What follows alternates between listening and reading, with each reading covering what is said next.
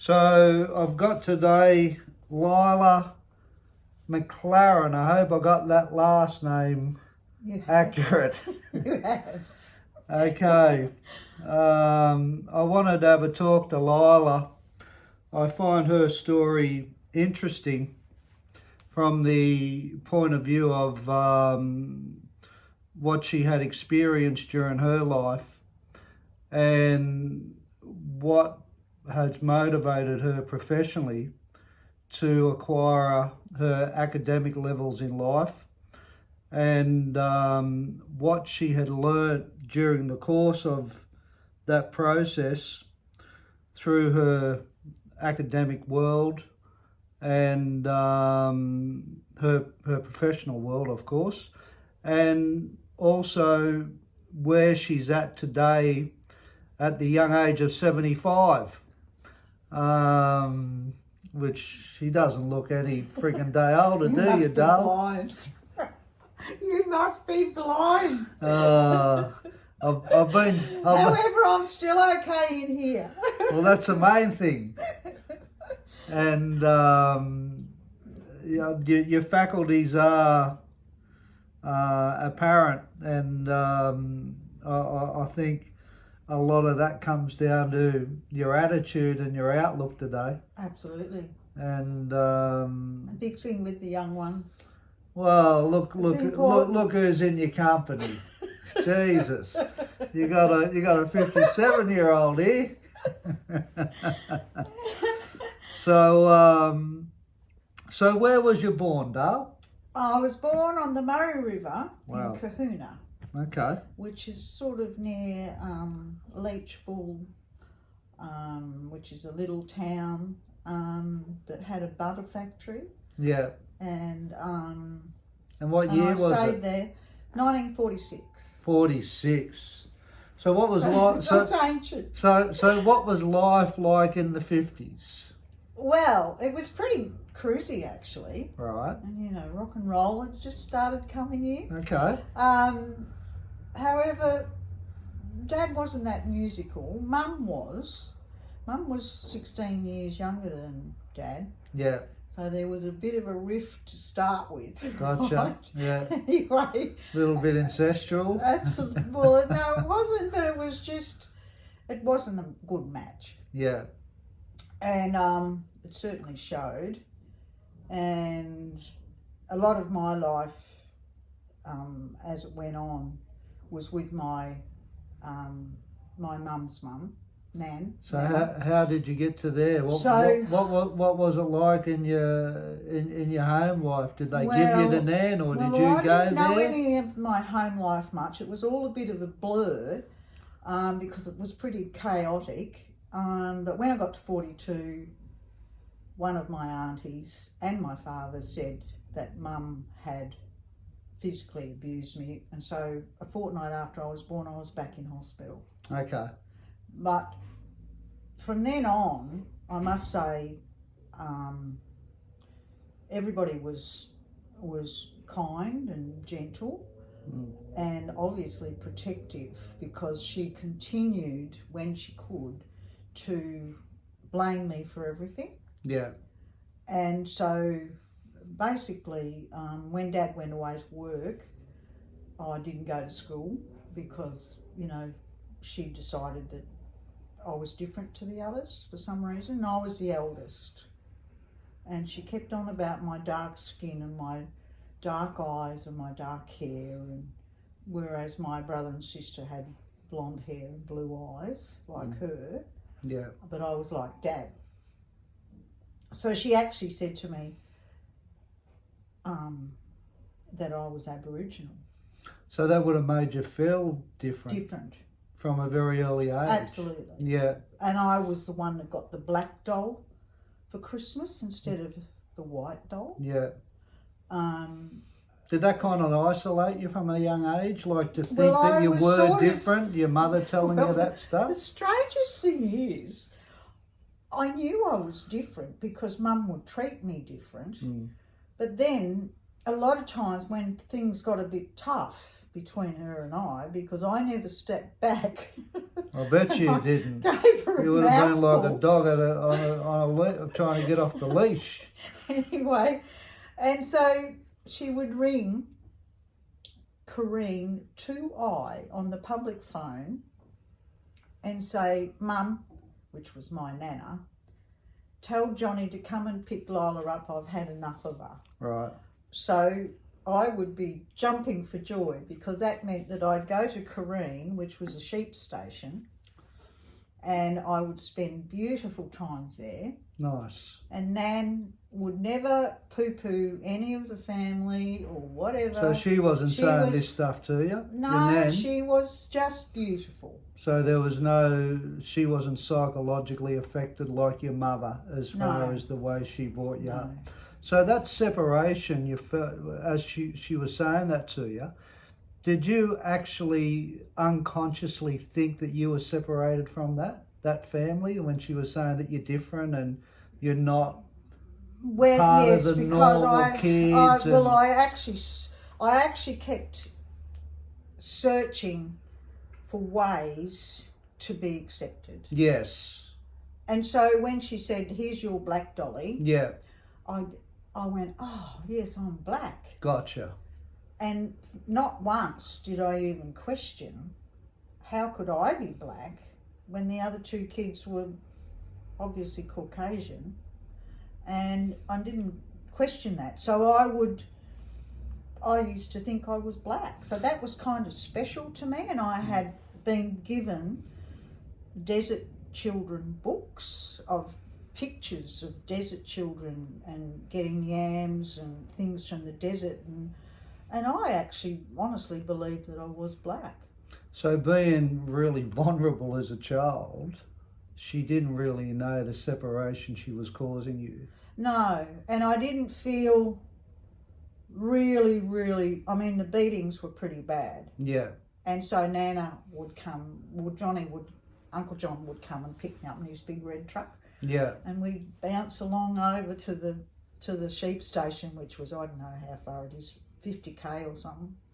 And then it'd be great joy, and then I'd get a bit homesick. But in the meantime, I didn't go to school. Yeah. And, you know, between learning to read Nan's knitting books or whatever and the Vegemite jar on the table, I kind of actually did learn. And then I think Mum said, "Oh, what about school?" But by this time, I think I was about 6 or 7. And but I was doing real well at home. I thought I was, you know, I could add up. Don't worry. So how old was you when you broke the chains of that environment from your nana's place, or like when did you start to go out into the big wide world? Well, when I got to 9, yeah, that was a turning point. What happened for me. there? So Dad was fencing, and my brother was with him, and he was 5 years younger than me. And this old boy who owned the farm where Dad was fencing said, "I'll come in and help wash the dishes." Well, Dad disappeared down the hill to fence with my brother, and he attacked me. Yeah.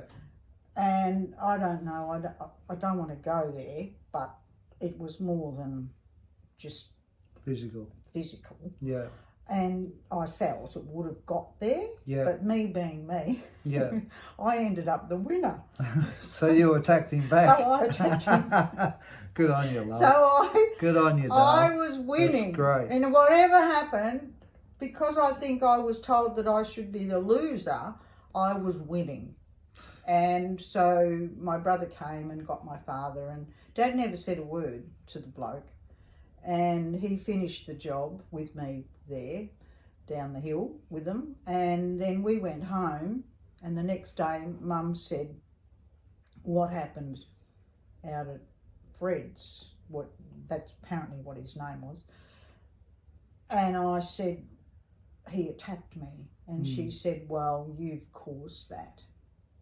And oh my God. From that point, that's when I decided who I wanted to be. At 9 years of age. I decided it wasn't my fault, and I can remember my job was to cook the porridge. I was stirring that porridge on the wood stove, and I thought, one day when I'm big, I am going to teach families how to understand their children and the trauma that would be for those children that weren't as tough as I was to fight him off. So, going forward from that, so Nan died at 11. So what happened from there after you had that realisation? Did you leave there? Was you in? No, so you didn't go to school. Did you go somewhere? So what happened? So I was 9 when that happened. 12 months later, I'd heard through an uncle telling my father that he had died in the house fire. Okay. That he'd caused through a dropped cigarette. Right. And I don't know, I shouldn't say this, but I felt powerful.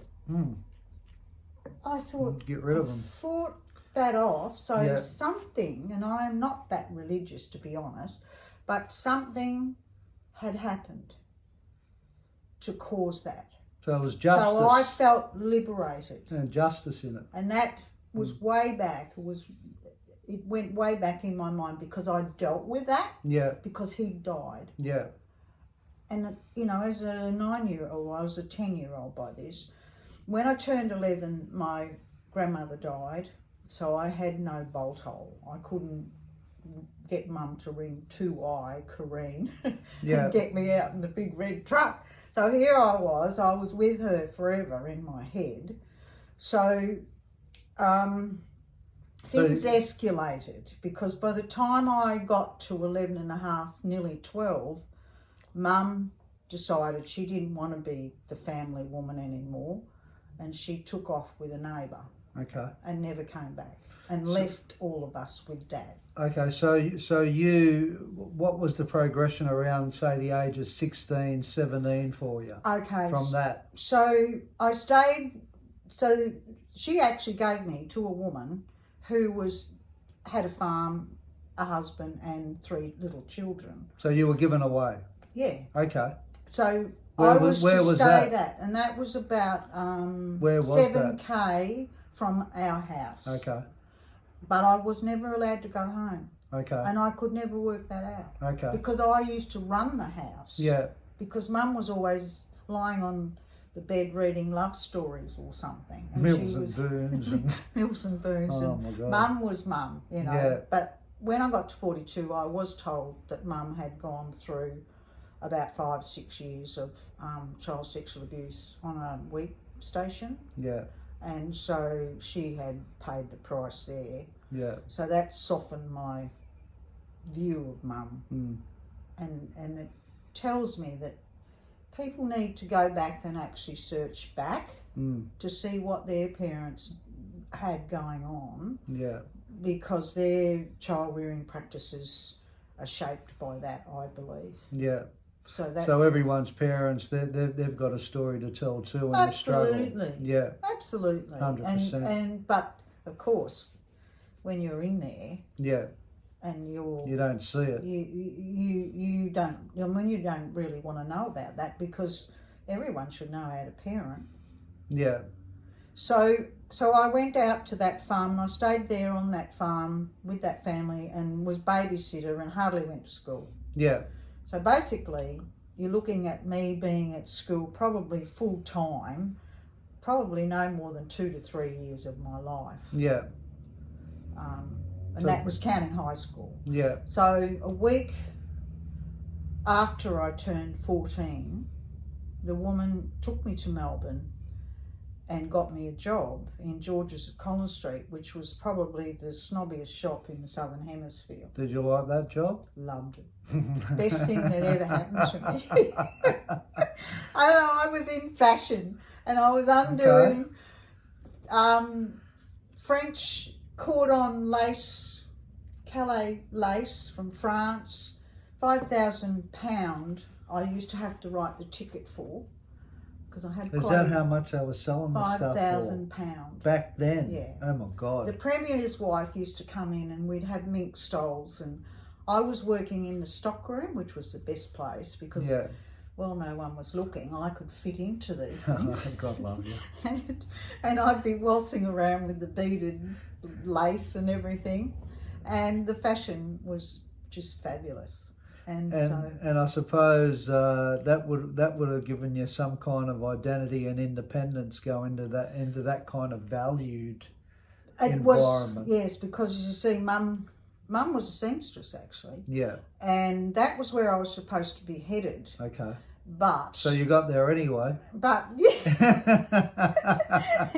headed to be a seamstress like Mum. Yeah. And of course I used to have to help make everything because they had a shop and where Mum sewed, and so I knew a fair bit about cutting out and drafting and everything. So did you have any visions there? Was that going to be your life at that age? Could you see something? Yes, I did. However, the lady that took me to Melbourne dropped me at her brother's. Well, it was just chaos and there was domestic violence everywhere, and I lasted 2 days there, and he was having this enormous fight with his family, and he turned to me and he said, "And you're out of here." Oh. So I went, "Holy hell, I've only been here 2 days. What have I done, you know?" So anyway... So you were back out on the street. You were the orphan he said, again. "Get in the Vauxhall," or whatever it was. Vauxhall, I had my little bag with me and got in the Vauxhall. Yeah. And I was taken to West Heidelberg. Okay. Well, I didn't understand West Heidelberg because it was a housing commission house. And the culture there was pretty rugged. And it was the old... Is that where you met the painters and dockers? Yes. So the painters were the name of the people, and they had long history. Just to clarify something, so people understand how that was formed. So you were actually with the painters, which their name represented the painters and dockers. Yes. Okay. So I've done their family tree. Yes. And they go right back, and they've always worked on wharves and what were they like the painters? Well, they were pretty rugged. Tough. But it was in the 60s when there was a whole lot of shootings and everything went on. Gotcha. Because 60 people got shot. Yeah, it was full on. Because it was full on the docks. The father of the house, he... wasn't a painter and docker, but however all his relatives were, and so we got to meet up with everybody, and some of the people that were on the front of the paper we actually knew, you know. But the West Heidelberg was a low socioeconomic area, and it was massive amount of crime. Why was there so many killings to your understanding in those days? It was, as I understood it from my window, and a bit of reading I've done since, because it interests me.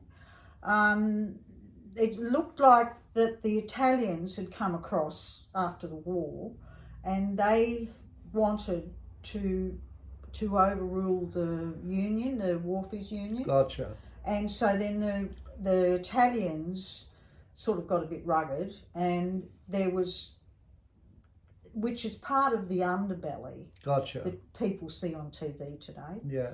And that was all connected. So when you say it was part of the underbelly, from the aspect of financial control, where they were going to get advantages by taking over? Yes. Was that the component of that control? Was it an economic well, of course, issue? There were illegal economic benefits from that, from pilfering. Well, there would have been a lot of money coming through the docks. I used to unpack, you know, especially in the cargo and. Yeah, well, see, I used to unpack all of the overseas garments for women. Yeah. £5,000. The pound sign was used in those days because there was no decimal currency, and that was. I would open a box, but it'd already have a big hole in it because 2 or 3 dresses would be taken out. So there was a black market for that. So that was the conflict in the shooting, to take control, knock them off. take well, over? this is what I believe. Yeah. Okay. That's how I saw it. Yeah. But you know, And how was there was that? a dominance there. Yeah, of course, financial. I felt in that family, I believed I couldn't have been in a better family because I was protected. No one could put a finger on us. Yeah. And so that's the power that they weld oh, back absolutely, then. Yeah. absolutely. Back in the 60s. And when we were teenagers, one of the boys in the family, so they had 2 boys and a girl, and then they ended up with me on their doorstep. Yeah. And they took me in. Yeah. But they had to hide me because it was Housing Commission house, and they were only supposed to have 3 kids. Well, they had 4, didn't they? Yeah. So when the Housing Commission inspectors came round to see what was going on at any time, not that there was a dobbing, I don't think, but they would come and inspect as they do with rentals, you know. So did they have guns also in the house, the painters, when they were clashing with the Italians? No. See, we were one step back from that. Okay. But it was still indirectly. Yeah. We would hear these stories, and Uncle Jack got his jaw broken. Yeah. And he ended up in Perth. Yeah. Because a lot of them did leave. They didn't want to you be shot. said you had to flee because their lives were threatened. We felt that it wasn't right, and we should go there too. Yeah. Just for safety. Just for safety, because we had 3 little children at that point. But I married the middle child, and he, in my opinion, he had problems. So they weren't mucking around. It was serious stuff. It was life on the line stuff. They never said openly. Nothing's ever said openly. But you knew. But we knew it would be better to go there, and then you know, and they wanted people to work there because it was they were lacking, and there's boom and bust in Perth. But you also knew that the Italians were coming in, and they had displayed full-on violence. Oh yeah. And everyone knew it was a war. Well, the man. So you had to go. Well, we had a person. Well, you could have stayed, but it was wise to go. Yeah. For you guys. Well, how close it got was that the 2 boys were coming home from the picture theatre, and I didn't go because I was living in the house before I was engaged to the middle one. Yeah. And they were coming home from the picture theatre, and they got beaten up. And so the man of the house, Mr. Painter, found out that they were being beaten up on the corner, and so he went down with the carpet sweeper to hit him on the head, whoever it was that was attacking one of his sons. And so, what's a carpet sweeper? Oh, a carpet sweeper is an old-fashioned thing that's just a square thing, and it has a handle, and you go like that, and it lifts up all the rubbish. Okay. So anyway, he grabs the carpet sweeper, and down to the corner he goes, and the police arrive, and he said, "No, we're handling this ourselves. You can go home." Yeah. So with that, they went home. So he then drove down to see Uncle Jack, who worked on the wharf, and a guy came up who ended up losing his life with the guns a couple of months later. He got shot? He got shot, but he came up to go to the football rooms where this person was that was beating the son up in our house. Yeah. Ended up my brother-in-law, and so he arrived from the wharf, and the boys all got in the car and they went up to the football rooms, and he put a revolver on the counter, and he shot a hole in the North Heidelberg Football Club. Yep. And said, "See these people? Any one of them gets hurt and you're gone." And that's how it was dealt with. Yeah. So it was close to us. Yeah, for sure. They were looking after us. For sure. But they were also armed up, and they were willing too. You're the side you were on. Like they weren't messing around. They were on the front foot too with it all. If he's carrying a Roscoe, if he's whacking a revolver down there and put one through the roof and saying, "We got to protect these people." You touch them, you're off. Yeah, that's what it was. It was willing. Yeah. See, and I wasn't brought up like that. Yeah. I came from a farm. Yeah. My parents had a farm. My great But did you feel feel somewhat protected in it? Safe. Yeah. Safe. Yeah. So I could see a possible marriage with the middle one would be an advantage because there was a whole family that come with him. Gotcha. However, there was alcohol in there. And you've seen that too. I saw that. And that came How through. did that make you feel, looking at that? And you my dad wasn't it an made you alcoholic. sceptical, yeah?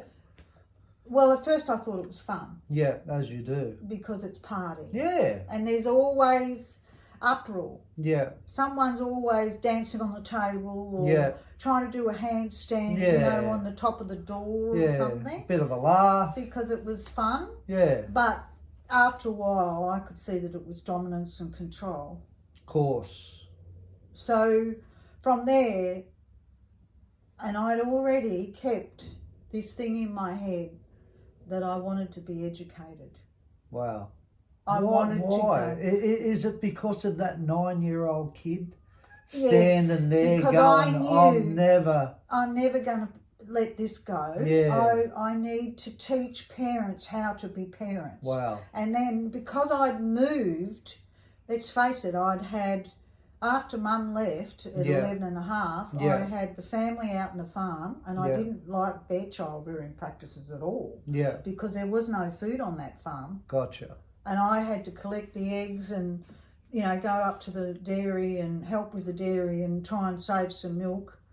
And then there was no meat because the woman of the house was away in Melbourne working. Yeah.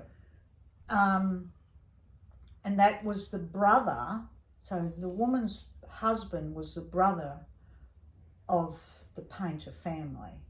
So I actually went to the Painter family in one household of the Painters, but the mother, who wasn't a painter because she'd married a painter, took me to her brother, but her brother after 2 days, as I said, took me to the Painter family, and that was the brother. So they were related. Did you marry him, or did you? And you say you married him, and you said you left, you went to Perth. Yes. So what happened then? So when we married him, and I thought, okay, well, we're getting away from the uproar. Yeah, go to Perth. But he was drinking. Okay, so what happened in Perth? Really bad. So how old was you then? So we sold our house. So we bought a block of land when we were 16 in Melbourne. 16, you bought a house. God, we paid it off. We paid the block of land off, and then we built the house. Gotcha. So we got married when we were 22. And just quickly, how old was you when you went to Perth? I was 27. 27. Yeah, so we were in the house for 5 years. In Melbourne? It took us $8,000 we were in dollars then, $8,000 to build it, and another $900 for the block of land. And then after 5 years, it went to $36,500. We thought we were millionaires. Oh, back in the day, you would have been. Did you have any kids before you went to Perth? Yeah, I had 3. 1, 2, 3. And you took them to Perth? That. So I had the cat and the dog as well. Okay. And so you arrive over there with 3 kids, a cat and a dog, and a pisshead husband. And a husband who owned a gun. With 36 in the bank. So we were rich. Yeah, of course. And so Perth. And he owns a gun. And he's got a gun, and he used to start waving that around. Okay. In Melbourne, or when you got to Perth? No, when we got to Perth. Right.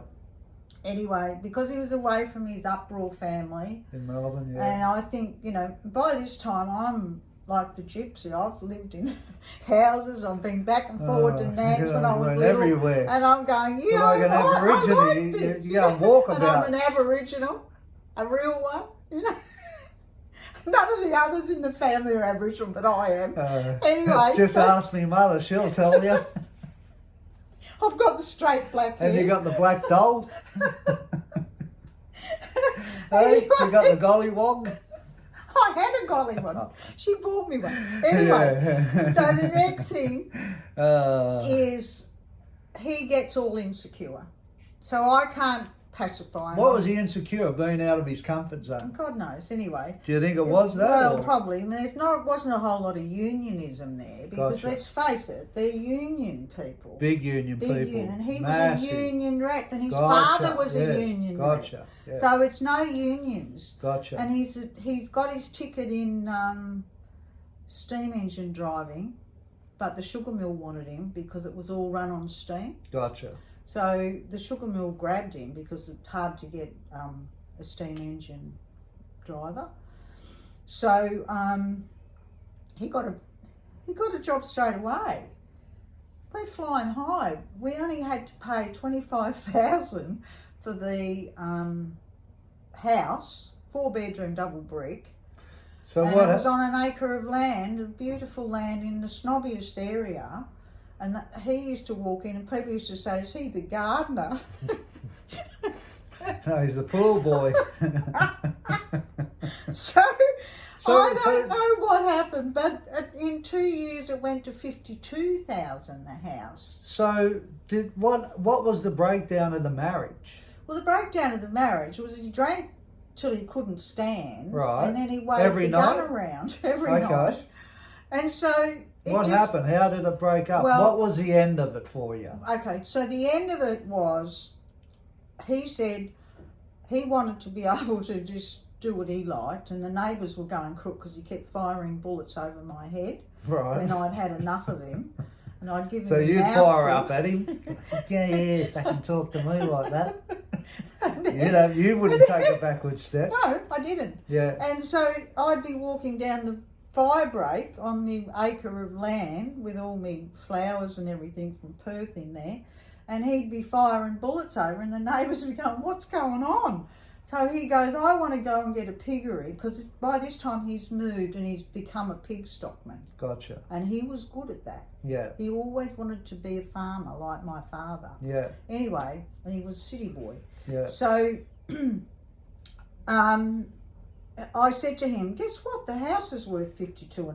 Mm. And he said, oh, let's sell it and go and buy a block of land in the desert Yeah. with this wheat farm where a mate of his had gone from the piggery where he worked.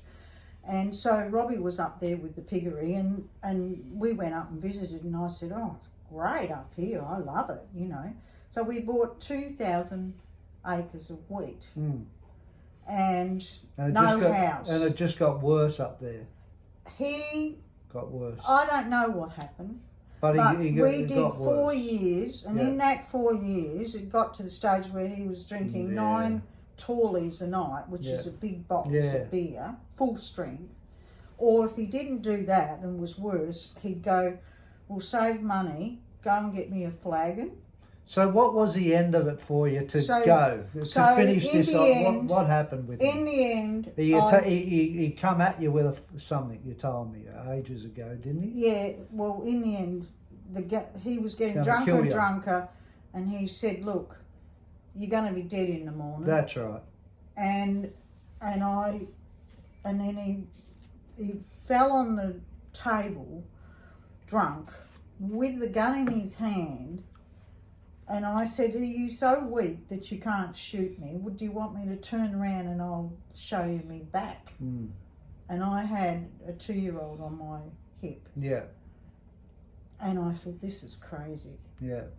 So to pacify things and try and get control, I said to him, it's Christmas time, I'll take some time out and I'll go down to Perth with the kids. Mm.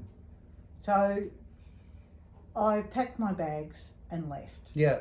And to be honest, I really didn't know what I was going to do, but I Yeah. certainly wasn't going back. And so I got a caravan, and then I rang and said, look, I'm staying down here. And the dog and the cat was still up at the farm anyway, but I had the kids. Yeah. And they were really, you could see they were really, by this time, you know, they've had years of it. They would have been affected by it. And I thought domestic violence is not my thing. Yeah, you know, yeah. What am I doing? And then I thought, well, the only real thing is that I've been worried about money. I had the checkbook with me, but his brother was a banker and he cancelled the checkbook. So I thought, oh, well, I wonder if you can get money. And this old lady hung her head over the fence and said, you can go to Social Security, you know, and get money. And I went, oh, righto then. So I rocked up down there and burst into tears. It was very, very hard to do. It was the worst thing out. And she said, yeah, I'll give you a counter check for $200. I'd never seen $200 in my life. So is that when you... That's how I... Yeah, that was the end of it. But I said to him, so he rang me and he said, you're not getting a cent. I said, you can have the whole lot. Yeah. I don't care. So when did you start your academic learning? Was it from there? You went to university? What happened there? Well, actually... Because that's really... So 4 years later... So 4 years after that, you're in your early 30s? Yeah. Are you still in 4 Perth? years later, I'm divorced and... he rang the family law court and said, if you give her a cent, I'll shoot your head off. Yeah. And then, violent. And then they said, look, here's $25,000. So I bought the house that I was renting. And I loved it. It was on an acre of land. Yeah. And 2 years after that, I kind of was lonely. So I thought, well, I should really get another man. Yeah. I never had anybody. And I wanted the warmth. Yeah. I needed to be warmth. Yeah. You know. Anyway, so, and the kids were seeing their father every weekend because he'd sold the property and come down and he was having them every weekend. So it was pretty lonely. So I married this beautiful man. Yeah. Who ended up, he was statistician. And he'd been to uni and all his friends were university lecturers. Yeah. And I said to him, I want to go to uni. Okay. And I'd been fostering. Yeah. And I think I had 6 children by the time I lined up for uni. Yeah. And I had 6 kids and here I was taken off to get into uni, which I did. So when people say you can't multitask, you could challenge that a little bit. For one woman was there one day and she said, I can't cope with this. I'm supposed to draw Teddy because I'm doing a education diploma, and I was like, I decided to do psychology. And in your learning at uni. Yeah, and she's crying her eyes out. What was it like? So learning that. Oh, well, I felt like I'd written the books. But didn't you said to me once upon a time, it was like a reflection of your own personal life going into learning. Absolutely. So the insight it gave you was phenomenal. Well, because I'd been always taught from my home life, especially when I came into the painter family, there was competition happening because I believe that was the way they controlled their children, was that they made each child competitive toward each other, so they were separated. Do you think that people do that Absolutely. today? Okay. Well, I don't know. Today's pretty good. But then again, you don't know what's going on inside. Anyway, I'm diverting away from that. So I ended up, I couldn't believe, I had my bum in the chair in uni, and the head lecturer, Noel Howson, hats off to her, she was brilliant. She actually, because there was 33 of us, and she actually said, she must have felt it, because it was vibrating off me, you know, that I was doing what I said I'd do when I was 9.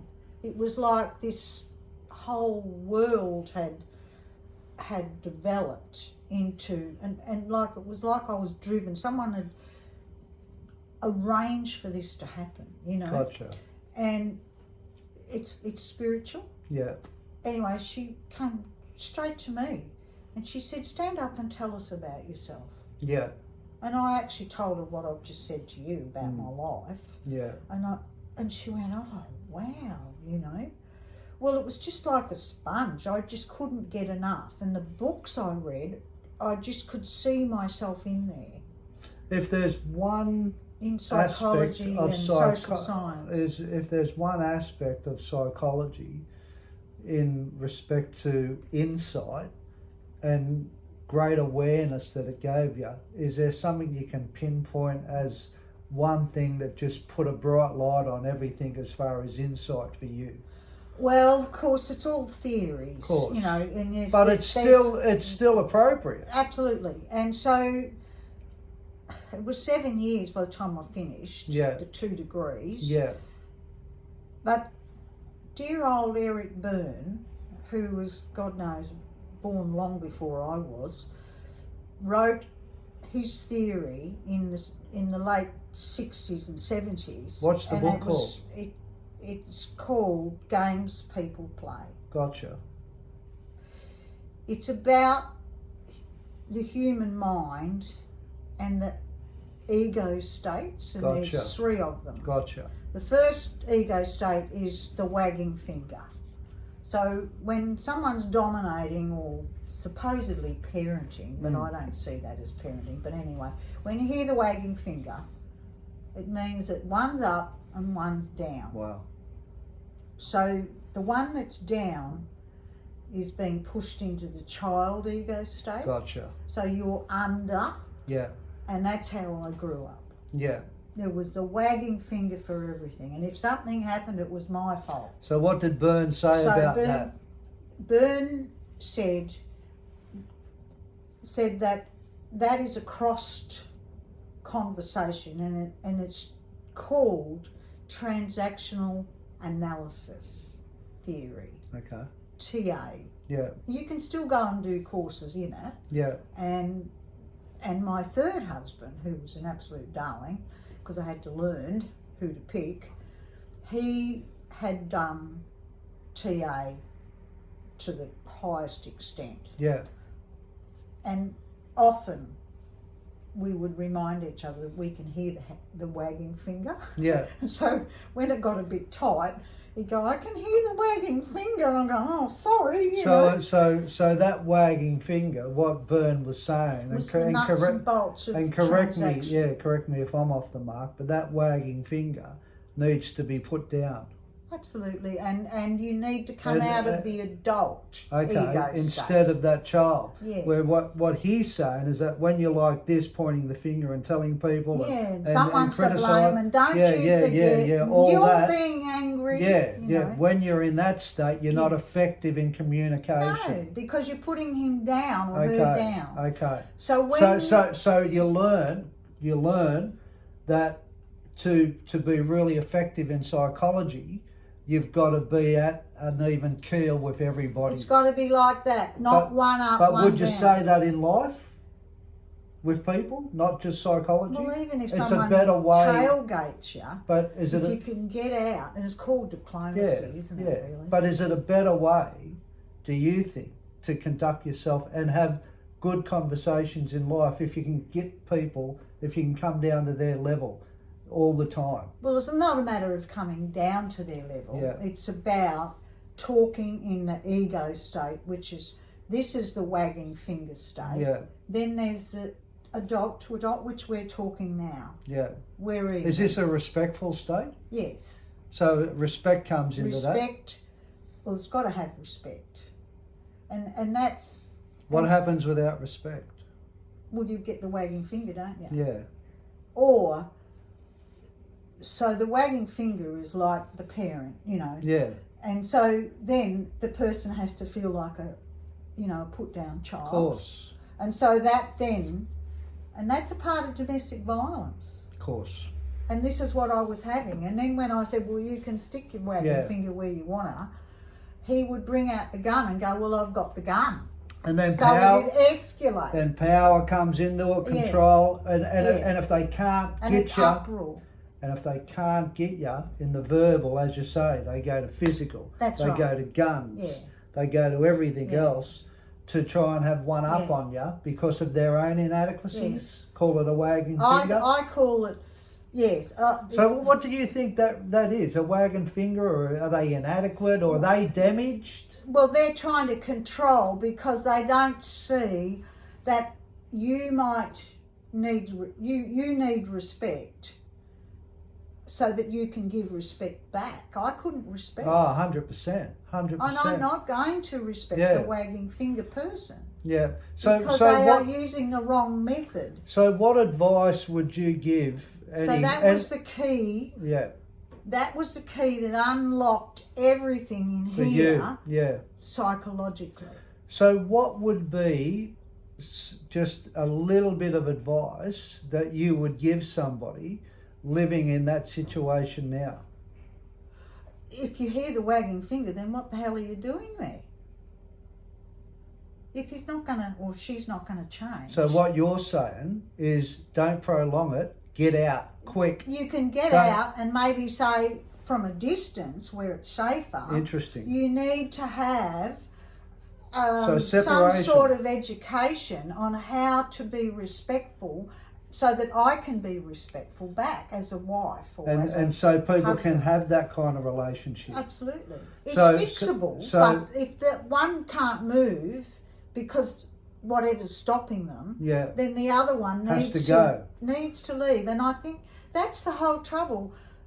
We hang on, especially when there's children, because we think, oh, he'll change or she'll change. Because, hey, domestic violence is in with women being violent to men as well. Of course. And I reckon I did a pretty good job myself. Of course. Because I wasn't going to stand back. Yeah, of course. And the tough woman gets it harder. Yeah. Really, if Well, they she stay. does because she's more fiery. She says you She's will got the go in respect her. me. Yeah. You see. But this is the interesting that I found with women and fighting, and this is something for men to understand, that women fight on a level that men don't understand.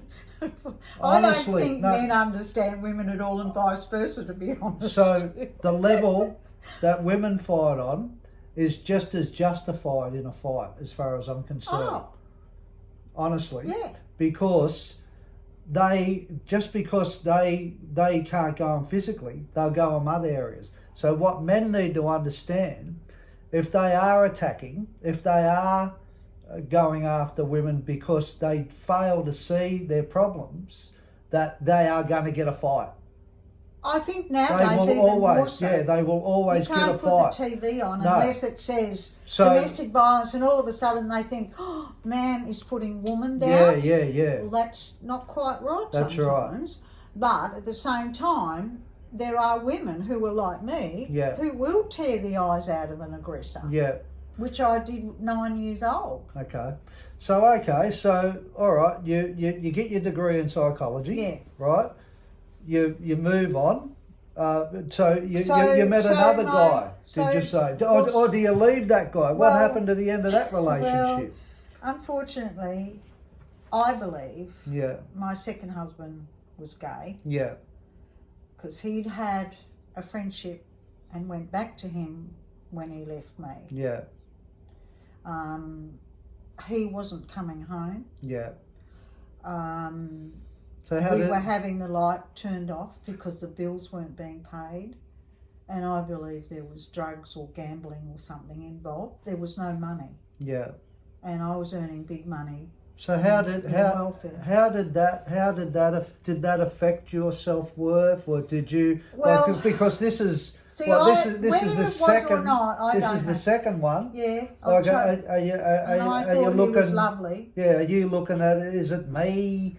I'm not sure. Have I failed here? And I still I've got think kids. I'm terrible at picking men. No, but I think this is important for you. When I started to do transaction analysis, I realised, Bob, the second husband Yeah. wasn't happy. Okay. A lot quicker Yeah. than Then my first time. yeah. So it's a walk in the jungle, really. Yeah. For me, it was. And so I went, oh, I've seen that before. You know, he's not happy. Yeah. And so then he wasn't coming home. Yeah. You know, he was missing for 3 days at a time. And there was a lot of lying going on because I pinpointed things that he said had happened and they didn't happen, and that's why he didn't get home and all this stuff. So there was excuses. I don't know to this day what was going on, but I said to him, why did you marry me? And he said, to get rid of my mother. Oh my God.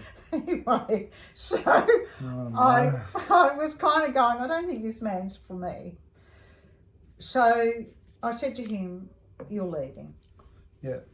Because I'd paid for the house. And So how long was you single after that? about another 4 years. And did you meet somebody after that? Yeah, so John McLaren came along. Okay.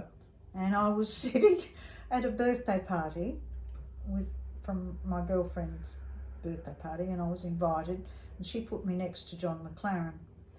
And I'd been yachting that day with a friend, or team. I was in a yacht team and a racing team, and John McLaren had been trying to fix a yacht with a friend who sold his house and bought a yacht, and I thought that was great. Yeah. So anyway, he said, so you're at university? I said, yes, I'm just about finished. And I said, I'm doing transaction analysis, Eric Byrne. And he said, oh, wow. He said, I've just finished my 3rd course. Oh. And I went, oh, Thank God I found I've got something. somebody that talks my language. Oh, God love you. See, something's happening, like there's things that just drop out of the sky. And I said to you, they just drop out of the sky. Anyway, Well, I thought, I've got to get to know this guy. And I said, oh, so what's wrong with the yacht? And he said, oh, it's a double master. And when we tack around the buoy, I said, are you racing? He said, no, but we want to. And I said, oh, well, I'll come and have a look at it. And he goes, and this guy, so we ended up together. And this guy was SAS. He was, yes. In Vietnam. Yes. And how was he damaged from that, like during the course of your relationship? yes, he had post-traumatic stress right through. Yeah. Did he ever get over it? And he had done a course he'd done a degree in psychology. Yeah. And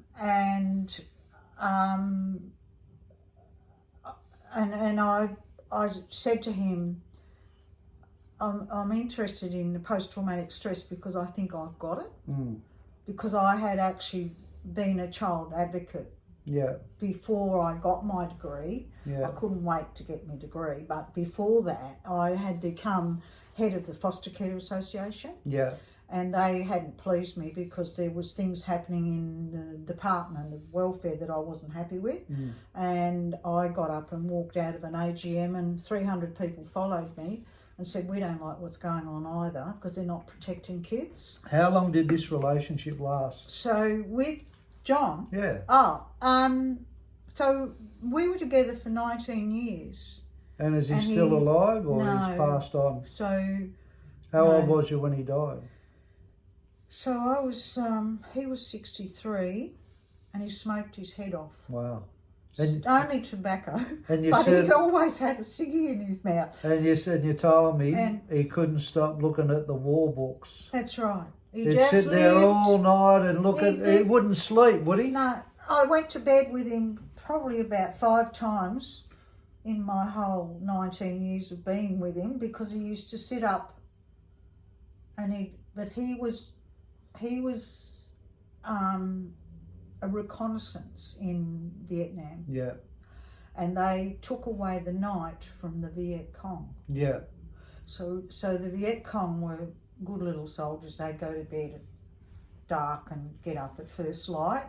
Well, reconnaissance would go in and they'd take their gun off them. And they'd go, where's my gun? and they'd be about to slog someone because someone's pinched their gun, but Yeah. it was John and his mob. So he passes away. He passed away, and after when he passed away, where was you emotionally in your life, and what age was you at? Well, by this time, What age? I was 62, and I had to leave Perth because I'd put a few pedophiles away, and it was kind of a bit dicey. Yeah. And John said, "This is dangerous." Yeah. And when they say yes tells you it's dangerous, you kind of get a bit funny. That's funny. When What's they wrong tell with you you? it's dangerous, fucking it's dangerous. Oh, that's So cold.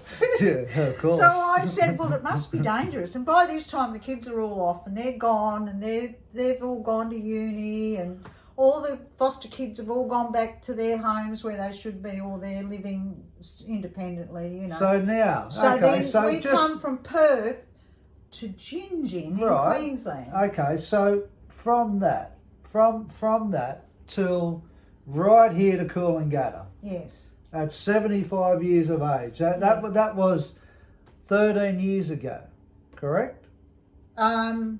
John passed away. Okay, from 13 years, from all your experiences, from everything that you went through, from your degrees, from your learning, from your education, from everything that you've done, brought up kids, where are you at today? Well, I'm going to buy a farm. Okay, so this lady is 75 and she's still on the hop and she's going to buy a farm. So don't ever think that your life is finished. What do you say about that, what I just said? About when is it over, do you think? It's never over. Okay, talk about that. I'd like to hear that. Well- Your life is never over in your view. No, it isn't. Because Why do you say that? if you've got a love for life, then who cares about the periphery bits? Gotcha. And I call it turning the page, because it's like a book. This part's unwritten and this part's written, and you just keep turning and going, oh, what's going to be here? So what happens when you stop turning the page of your life? Well, I think that'll be when I turn my toes up. But do you think that's dangerous for everyone to Yes. some aspect? Well, see, Noel Howson was my driving force, and she was my head lecturer in psychology. Gotcha. And she said, stats are everything. Gotcha. And married to a statistician, which I was, Yeah. he believed, he used to say to the kids when we were driving along, oh, what colour's that sheep? And they'd go, it's a white one. And he'd go, no, it's white on one side because we don't know what's on the other. Wow. Okay. So to me, it was important, you know, that you understand all of that. And you stuff. keep turning that page. And I keep turning that page, and Noel Howson said stats show that when people retire, they sit on the veranda and they go, this is swell, you know, this is great, on their rocking chair, and they're dead in 5 years. Yeah. There's more to life than that. I'm not finished. Yeah. And I say to the kids, you're going to have to live a long time because I'm dying at 140. And that's where it's at. Yeah. I've got too much to do. Another question. What would you have liked to know now that you didn't know back 30 or 40 years ago?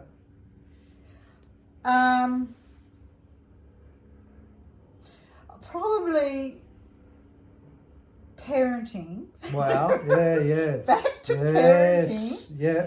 Because you see, it's all very easy for everyone to, especially if you haven't got kids, to say, oh, tut, you know, parenting, good God, we would know that, you know, that's not right for your child or whatever. And that people point the bone and carry on because they see things as not the right way to parent. But parenting is the hardest thing I've ever done. So what more right have you seen today that you didn't see back then? What more? What more right do you see today in a good Of way to children's parent? rights. No, your way to parent, as you said, parenting's everything. Well, that I you think, didn't see back then. Well, sibling rivalry has to be on the top of the problem. What? That's all I've ever experienced is sibling rivalry. What, to manage it better, or in what way? And parents don't understand the little narky bits that happen behind their back, or they see that as just normal, where where conflict between those siblings goes on and on and on, and sometimes it never stops. And because we are family, and you hear all the love hearts and all the hugging and that, some families can't hug. Some families are seen as, if their members say I love you or whatever, they see that as a weakness. So what you're saying, and correct me if I'm off the mark, that you believe that more love, more affection, more intimacy, openness, and that would help family struggles and family disconnections, I think so, and conflict amongst siblings. Is that what you're saying for people? But what is happening, and this is the good thing in some ways, I come from a family of three. Yeah. I actually had my DNA done, and I'm not Aboriginal. Right. However, when I thought I was Aboriginal, I actually fostered an Aboriginal child, and it was the best thing I ever did. Oh, God love you. And I share him with his mother. I found his mother. Yeah. And he was only 9 months old. But I think it's important that there's different parenting styles, but if we can just embrace get over love, affection, to closeness, get over those cuddle jealousies each other, and stuff like that. So I think that's so important. So a lot of that intimacy that you're explaining, that will help break down conflict. Absolutely. Okay. Absolutely. But see, in the old really days, important. But the important thing is, most people are only having one kid. Yeah. But so there's no sibling rivalry. But still, think just getting my head around what you said. I think parents are responsible for implementing that into the environment. They've got to be open. Okay, so it doesn't matter. Doesn't matter if it's one kid. Doesn't matter if you're parenting 5 kids. The more intimate, the more openness you have with those children. With love, cuddling, affection, and connection. And as parents, we've made mistakes. Okay, you don't come with a manual. That's right. But the more you feel today that you can be like that, then you will have better, stable children. I can see that in the street. Okay. I can see mothers and fathers. Yes, more. They're so much more engaged. My father, isn't it good? He would never ever have put a napkin on. But how good is it? I just love it. And you see dads and they're kissing their kids and they're going, oh, isn't he beautiful? Yeah. And you think that is what it's about. Yeah. My mother would never say we were good. Interesting. Everybody else's children were good, but we weren't good. So through all your life experience, you've come to the point of course you keep going, you never give up, as you say, because that's a good thing, good attitude to have in life. But to reflect on love and closeness. Oh, shivers. You revert back to that. Absolutely. As a takeaway to what we're talking about as true value in a family structure, and indirectly that's going to help the parents to act in that way. They're going to be better connected to everything. Yes. And what a great thing, and what a great message. And I just want to say thank you for this interview, because it's been great.